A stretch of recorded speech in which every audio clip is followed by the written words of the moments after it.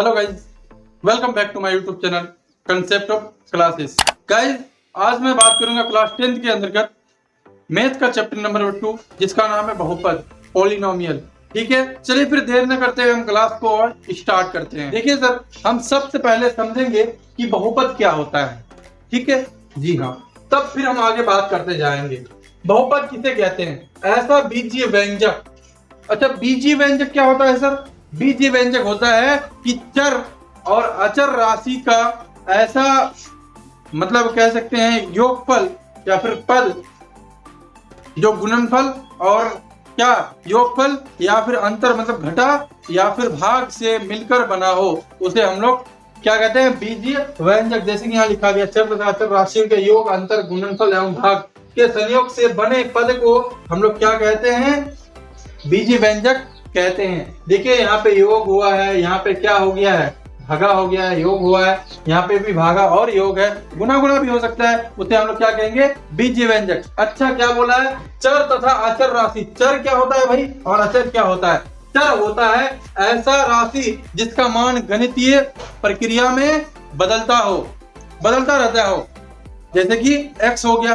x पूरे किताब में कितनी बार आता है? बहुत बार। क्या x का मान हर जगह सेम आता है? नहीं, तो उसका मान क्या होता है? बदलता रहता हो, उसे हम लोग क्या कहते हैं? चर कहते हैं। जैसे कि देख लीजिए, पराया चर हम ये लेते हैं x y z s t u v लेते हैं ना।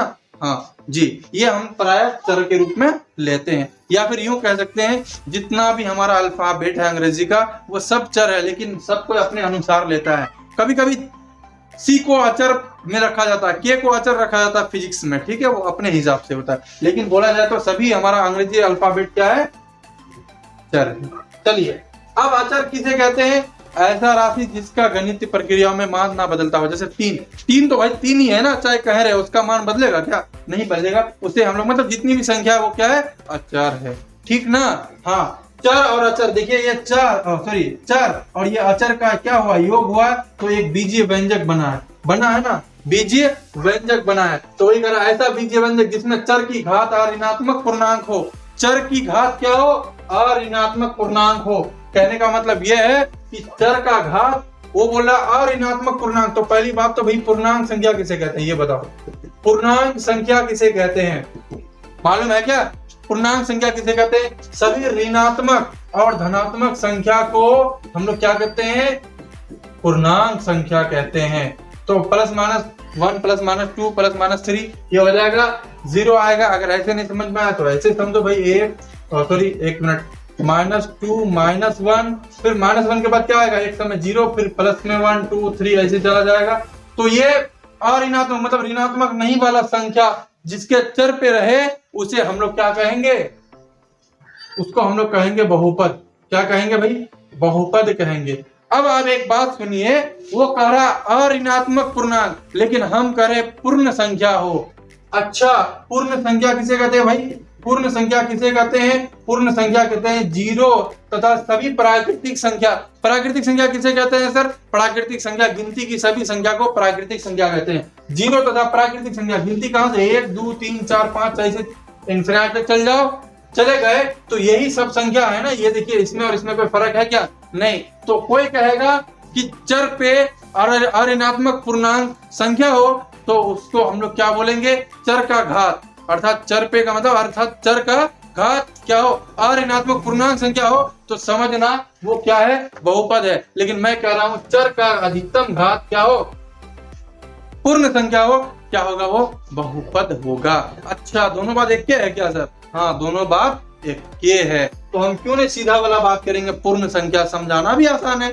हाँ, है ना जी। चलिए अब आगे बात करते हैं हम कि भाई बहुपद क्या होता है। चलिए भाई बहुपद पे बात कर लेते हैं। चलिए, आपने बहुपद समझ गया, ठीक ना? अब बहुपद गए हैं समझ। क्या समझ गया? ऐसा बीजीय व्यंजक। बीजीय व्यंजक क्या होता है मैंने बता दिया आपको, जिसमें चर की घात अऋणात्मक पूर्णांक बोलो या फिर पूर्ण संख्या बोलो, क्या होता है? वह बहुपद कहलाता है। अब चलिए आगे बात करते हैं। देखिए सर, बहुपदों का वर्गीकरण, क्लासिफिकेशन ऑफ बहुपद मतलब पॉलिनोमियल। देखिए, बहुपद को पद के आधार पर पहले हम देखेंगे ये कितने प्रकार का होता है, फिर हम घात के आधार पर देखेंगे। ठीक है, देखिए एक पदी बहुपद, बस नाम सुन के पता चला, एक पदी मतलब पद, एक पद वाले बहुपद को हम लोग क्या कहेंगे, एक पदी बहुपद। जो मैं बोल रहा हूँ वो लिखा हुआ है यहाँ पे देख लीजिए, जैसे एक पद है, हाँ एक पदी बहुपद, दो नहीं है बहुपद, क्या है, अचर बहुपद है ये, ठीक है ना, बहुपद लेकिन है। तो देखिए एक पद है तो इसे सबको हम लोग एक पदी बहुपद बोलेंगे। चलिए आगे बात करते हैं हम। आगे देखिए क्या है, द्विपदी बहुपद। बस नाम सुन के पता चला, द्वि मतलब दो, पदी मतलब पद, दो पद वाले बहुपद को हम लोग क्या कहेंगे, द्विपदी बहुपद कहेंगे। जैसे में देख लीजिए यहाँ पे एक और यहाँ एक, दो पद मिलकर ये बहुपद बना है टोटल, तो इसको द्विपदी बहुपद कहेंगे। क्लियर है, ठीक है, आप गए समझ। अब हम आगे बात करते हैं। देखिए सर त्रिपदी बहुपद किसे कहते हैं, ट्राइनोमियल। बस नाम सुन के पता चला, तीन पद वाले बहुपद को त्रिपदी बहुपद कहते हैं। एक दो तीन, तीनों पद मिला तो एक बहुपद बना, जिसे हम लोग त्रिपदी बहुपद कहेंगे। उसके नीचे वाला भी एग्जाम्पल उसी तरह का है, ठीक है सर। चलिए अब आगे बात करते हैं हम लोग। अब देखिए एक शून्य बहुपद होता है, जो लगभग कोई किसी ने नहीं बताता, लेकिन मैं बता रहा हूँ, ध्यान से देख लो। जिस बहुपद के सभी गुणांक शून्य होते हैं, क्या होते हैं, शून्य होते हैं, वह शून्य बहुपद कहलाता है। अब देख लो यहाँ पे देख लो, 0 इंटू एक्स स्क्वायर, अच्छा 0 इंटू एक्स पर पावर 4 है, एक्स पर power 4 minus 0 into x square plus का 0। देखिए इसको इससे इंटू करिएगा तो 0 माइनस इसको इसको इंटू कीजिएगा 0 प्लस का 0। कुछ नहीं भाई, 0 आया, क्या आ गया, 0। वही कह रहा है, जिस बहुपद के सभी गुना मतलब गुना करने के बाद फल जो आता है वह 0 हो, वह शून्य बहुपद कहलाता है। और दूसरी बात आपको मैं बता दूं, शून्य बहुपद का कोई भी जो है घात नहीं होता है, अर्थात शून्य बहुपद का घात अपरिभाषित होता है, जो बात यहाँ लिखा गया है, ठीक है ना। चलिए अब हम आगे बात करते हैं सर। अब बात करते हैं बहुपद का प्रकार। अब हम बात करेंगे घात के अनुसार बहुपद का प्रकार। तो देखिए पहली बात होता है एक घाती, या फिर इसको रैखिक बहुपद कहते हैं। ऐसा बहुपद जिसमें चर का अधिकतम घात कितना हो, केवल और केवल एक हो, उसे हम लोग एक घाती या फिर रैखिक बहुपद कहते हैं। देखिए यहाँ पे जैसे में 3x है, पावर कुछ नहीं तो क्या है, एक है, तो यही मेरा एक घाती या फिर रैखिक बहुपद हुआ, ठीक है। अब देखिए यहाँ पे 5x और प्लस का 2, लेकिन चर कौन है, x है, x पे पावर कुछ नहीं तो क्या है, एक, यही तो एक घाती या फिर रैखिक बहुपद कहलाया, ठीक है। अब देखिए यहाँ पे एक घाती बहुपद का सामान्य रूप क्या होता है, ax प्लस का b होता है, ठीक है ना। चलिए आगे बात करते हैं हम लोग। अब बात करेंगे द्विघाती बहुपद या फिर द्विघात बहुपद।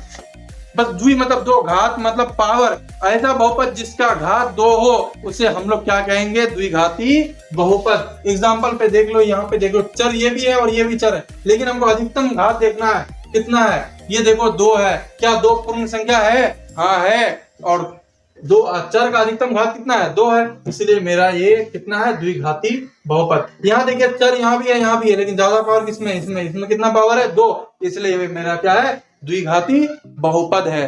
क्लियर है, अब गए आप समझ के। यहाँ भी देख लीजिए चर का अधिकतम घात कितना है भाई, 2 है।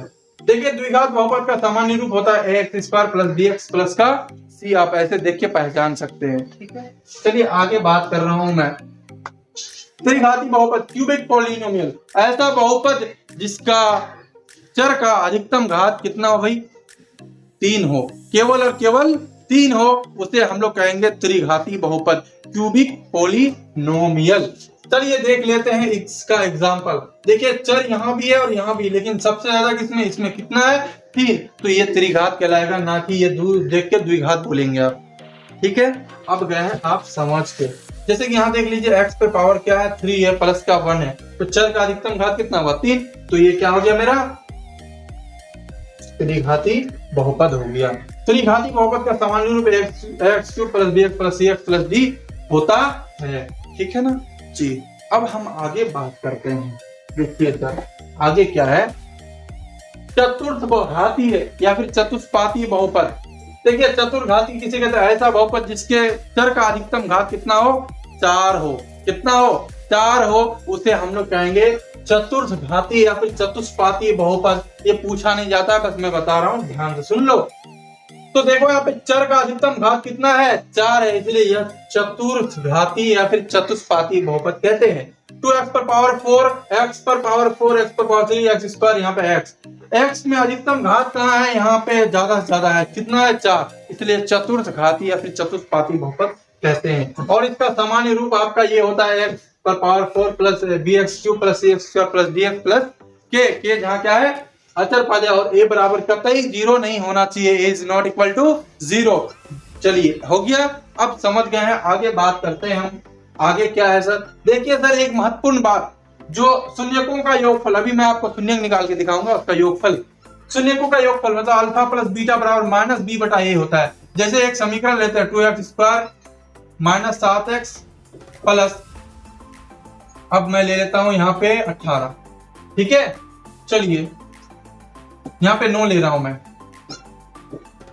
ठीक है। अब देखिए यहाँ पे ये माइनस जो है माइनस स्पेशल है, डी बोले तो क्या है, x का गुणांक, x का गुणांक माइनस x का गुणांक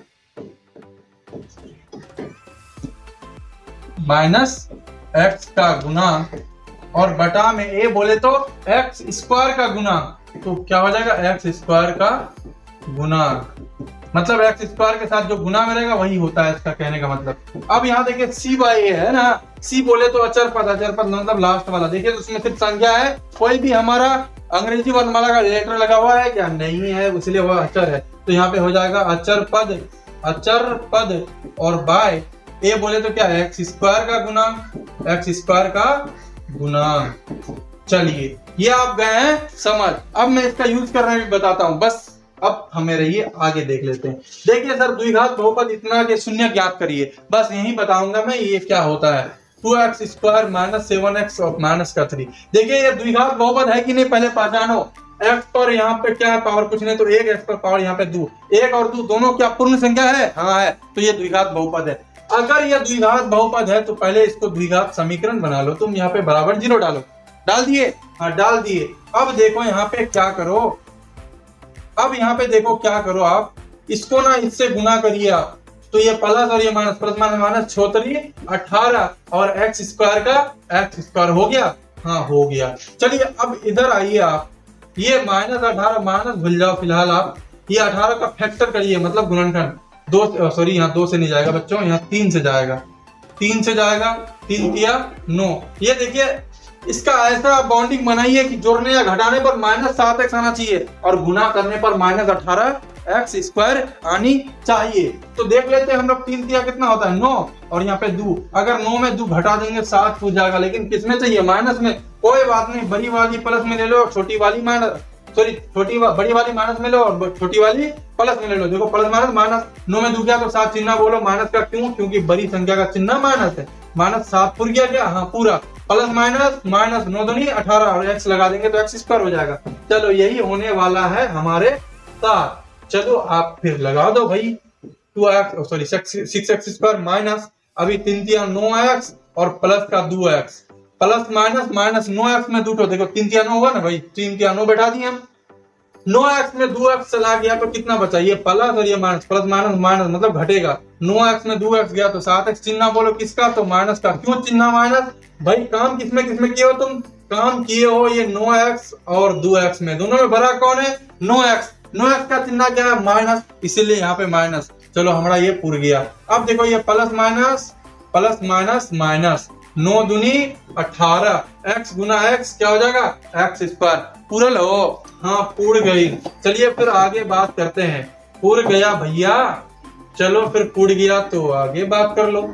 चलो अब यहाँ पे क्या बचा, इसका तो ये लिख दिया, -3 बचा बराबर का 0। अब देखिए इसमें कॉमन क्या आ रहा है, हमारा आ रहा है 3x, यहाँ पे बच जाएगा 2x, 3 दूना 6 x गुना एक्स स्क्वायर, अरे 3 दूना 6 हुआ, x गुना एक्स स्क्वायर हुआ ना भाई, समझे, हाँ समझ गए होंगे। चलो यहाँ देखो, अब देखो माइनस का माइनस डालो, यहाँ कॉमन क्या आ रहा, 3 तिया 9 x का x प्लस, देखो 2x और -3, 2x और 3 में कुछ मिल रहा है, नहीं मिल रहा है तो 1 जरूर मिल रहा है, नहीं मिल रहा है भाई, 2x -3 है ना, 2x गुना 1 नहीं लिख देंगे, -3 गुना 1 नहीं लिख देंगे, दोनों में 1 मिल रहा, खींच लो बाहर, बचा क्या 2x माइनस और यहाँ पे 3 बचा ना, बात समझे हो, हाँ समझ गए होगे तुम। चलो देखो यहाँ पे तो बचा गया यहाँ पे 2x प्लस ये plus plus plus 2x into 2x 1 into 2x into 1 तो 2x हो गया। अब यहाँ माइनस का माइनस बच गया 3 इंटू 1 तो 3 बराबर का 0। अब देखिए यहाँ पे डब्बा वाला सेम आया क्या, हाँ डब्बा वाला सेम आएगा हमेशा जब भी गुणनखंड करोगे, एक और डब्बा वाला ले लो, अब एक और ले लो बाहर वाला 3x और प्लस का 1। चलो अगर आप लोगे यहाँ पे लिखो ऐसे, यदि 2x - 3 बराबर का 0, या फिर ये नहीं भी लिखोगे तो चलेगा यदि, क्यों? क्योंकि आपने पहले ही बना लिया है इसको द्विघात क्या समीकरण। 2x - 3 बराबर का 0, 2x बराबर ये -3 इधर आएगा तो +3, इसलिए x बराबर 3/2। ये एक शून्य दूसरा शून्य इधर, 3x + 1, 3x प्लस का 1 बराबर का 0, 3x अच्छा 0 भूल गया भाई, 3x बराबर ये +1 इधर आएगा -1, इसलिए x बराबर -1/3 गुना से भागा में। यही तो आपका हो गया शून्यक। अब बोलेगा आपको चेक करने, तो शून्यकों का योगफल देखो भाई, इसको मानो अल्फा, इसको मानो अल्फा, इसको मानो बीटा, मान लिए? हाँ मान लिए। आओ इधर, शून्यकों का योगफल, शून्यकों का योगफल, शून्यकों का योगफल बराबर क्या होता है भाई? अल्फा। शून्यकों का योगफल बोले तो क्या? Alpha plus beta. यहाँ पे लिख रहा हूँ भाई, रुक जाओ एक मिनट। शून्यकों का योगफल क्या? अल्फा प्लस बीटा बराबर क्या होता है भाई? -b/a। देखिए यहाँ पे वही बात समझा रहा हूँ मैं। ये देखिए शून्यकों का योगफल अल्फा प्लस बीटा बराबर -b/a। -b बोले तो क्या? माइनस स्पेशल x का गुणांक, और a बोले तो x² का गुणांक। चलिए आगे बात कर लेते हैं हम फिर। अरे यार चलो देखो यहाँ पे अल्फा का मान कितना है भाई साहब? अल्फा का मान 3/2 है, अल्फा का मान 3/2 प्लस बीटा का मान कितना है? बीटा का मान -1/3, -1/3 बराबर माइनस स्पेशल b का मान बोलो, b का मान -7, b का मान -7 बटे a का मान बोलो, a बोले तो क्या है? x² का गुणांक कितना है? 6 है, तो बैठा यहाँ पे 6, 3/2 ये प्लस माइनस 1/3 बराबर -+7/6। देखो 2 और 3 का एलसीएम नहीं जाएगा, गुना कर दो, कितना हो जाएगा भाई? 6 हो जाएगा। कितना होगा? 6 हो जाएगा, 6 हो जाएगा। आप इसको भाग दो, 2 तिया 6, 3 तिया 9, -3 दूनी 6, 2 आया, 2 गुना 1 तो कितना हो गया? 2 बराबर 7/6। चलो यहाँ देखो भाई, 9 में 2 गया, कितना बचा? 7, और नीचे में कितना है? 6 बराबर इधर कितना है? 7/6। देखो बराबर आया क्या? हाँ बराबर आया। ऐसे अल्फा इंटू बीटा भी होगा। ये अगर आपका हिसाब सही है तो ये बराबर आएगा, नहीं है सही तो गलत आ जाएगा, बराबर नहीं आएगा। इसी तरह अल्फा इंटू बीटा, इसी को हम लोग शून्य कहते हैं, और इसी को शून्यकों का योगफल, और इसी तरह से शून्यकों का गुणनफल। ये देखो आप बैठाओगे, ये इधर बनेगा और इधर का मान सेम आएगा। ठीक है, चलिए अब हम आगे बात करते हैं। देखिए अब हम बात करेंगे उदाहरण नंबर 1। आपका बहुपद जो है उसका उदाहरण नंबर 1 की बात करूंगा मैं। नीचे दी गई आकृति द्विपन्नों में ग्राफों को देखिए। प्रत्येक आकृति y बराबर px, जहाँ px एक बहुपद है का ग्राफ है। ग्राफों से प्रत्येक के लिए px के शून्यकों की संख्या ज्ञात करिए। किसके लिए? px के लिए शून्यकों की संख्या। कहने का मतलब यह है, आपको ये सांप लोटल दिख रहा है, ये x को जितनी बार स्पर्श या फिर काटेगा उतना हो जाएगा क्या हो जाएगा भाई? उतना हो जाएगा उसका शून्यक। तो देखिए यहाँ पे ये रेखा x को कितनी बार काटा है? एक बार ना। हाँ, तो इसका शून्यक कितना हो गया? इसका शून्यक हो गया 1। ठीक है ना। अब यहाँ पे देखिए x को कितनी बार काटा है? यहाँ पे 1 और यहाँ पे 1, 2 बार। तो इसका शून्यक कितना हो गया? इसका शून्यक हो गया आपका 2 हो गया। क्लियर है? अब समझ गए हैं। अब देखिए यहाँ पे सांप लोटल कितना बार है रहने दो, लेकिन देखो ये काटा के बार है, 1, 2 या फिर 3। कितना हो गया? शून्यक कितना हो जाएगा भाई? इसका शून्यक हो जाएगा 3। ठीक है, चलिए आगे देखते हैं हम लोग। 3 इसका 4 नंबर। देखिए x को कितना बार? 1 बार काटा, इसका शून्यक 1। शून्यक कितना? 1, क्योंकि x के लिए मांगा है, तो x को जितना बार ये सांप टच करेगा या काटेगा उसका शून्यक वही उतने। ठीक ना। अब यहाँ देखिए इसका शून्यक देखिए कितना होगा? इसका शून्यक कितना होगा? x को कितना बार काट रहा है या फिर टच कर रहा है? काट तो नहीं रहा लेकिन टच कर रहा है। कितना बार? 1 बार। तो यहाँ पे इसका शून्यक 1। अब इसमें देखिए शून्यक कितना हो जाएगा? इसका शून्यक हो जाएगा आपका x को यहाँ 1, 2, 3 ये 4 बार ये कर रहा है, काट रहा है। हाँ, काटना मतलब प्रतिच्छेद करना, तो इसका शून्य कितना हो जाएगा? 4 हो जाएगा। क्लियर है? चलिए अब इतना गए हैं समझ। अब हम आगे बात करते हैं प्रश्नावली 2.1 पे बात करते हैं। देखिए किसी बहुपद px के लिए y बराबर px का ग्राफ नीचे आकृति इतना में दिया गया है। प्रत्येक स्थिति में px के शून्यों की संख्या ज्ञात करें।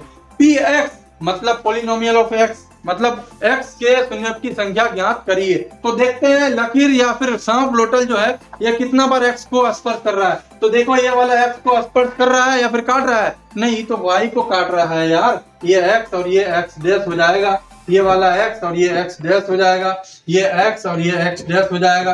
तो देखिए यहाँ पे ये एक्स को नहीं काट रहा है, नहीं, अरे नहीं काट रहा है या फिर छू नहीं रहा है, स्पर्श नहीं कर रहा है, तो शून्य कुछ नहीं, जीरो। अब यहाँ पे देखो ये एक्स को कितना बार काट रहा है, एक बार ना, हाँ एक बार, तो इसका शून्य कितना भाई, इसका शून्य एक। अब यहाँ देखिए आप, यहाँ देखिए एक्स को कितना बार कर रहा है, काट रहा है या फिर स्पर्श कर रहा है, एक दो, यहाँ पे 3 बार, तो इसका शून्य कितना, इसका शून्य हो जाएगा 3। क्लियर है, आप गए हैं समझ। चलिए आप आज के लिए इतना ही, फिर मिलते हैं अगले वीडियो में प्रश्नावली 2.2 के साथ, बहुत ही उमंग के साथ। अगर वीडियो पसंद आई हो तो लाइक कर दें, और पसंद आई हो तो सब्सक्राइब भी कर दें, अगर पसंद ना आई हो तो डिसलाइक कर दें, ऐसे मैं जाने नहीं दूंगा। चलिए आज के लिए इतना ही, मिलते हैं अगले वीडियो में, तब तक के लिए बाय बाय।